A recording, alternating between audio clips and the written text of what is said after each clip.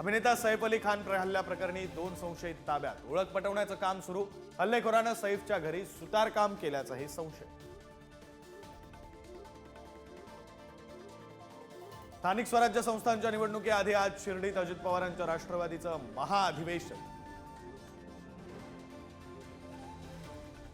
अधिवेशनाला अजित पर्व असं नाव. दिशा विकासाची, पुरोगामी विचारांची, राष्ट्रवादीचं घोषवाक्य.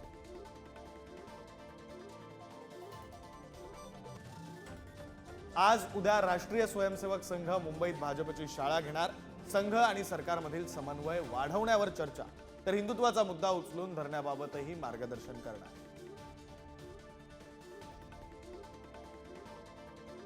वाल्मिक कराडच्या मोबाईलमध्ये अमेरिकन सिम कार्ड, परदेशात संपत्ती असल्याचा संशय, तर आज आरोपींची कोठडी संपणार.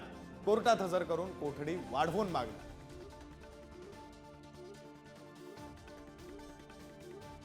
मनीएज घोटाळ्यातील तक्रारदारांची संख्या वाढली. कंपनीच्या 8 फ्लॅटसह काही भूखंड पोलिसांकडून जप्त.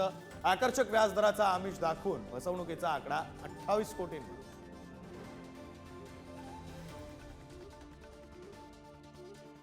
टोरेस घोटाळा प्रकरणी हवाला ऑपरेटरला अटक. आरोपीला 21 जानेवारीपर्यंत पोलीस कोठडी.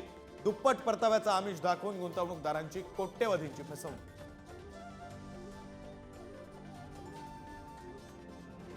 सातारा जिल्ह्यातली धक्कादायक बातमी. साताऱ्याच्या फलटण तालुक्यात अवयव नसलेला मृतदेह आढळला.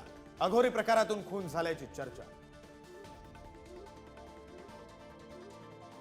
एसटी महामंडळ दरवर्षी स्वमालकीच्या 5000 साध्या लालपरी बसेस खरेदी करणार.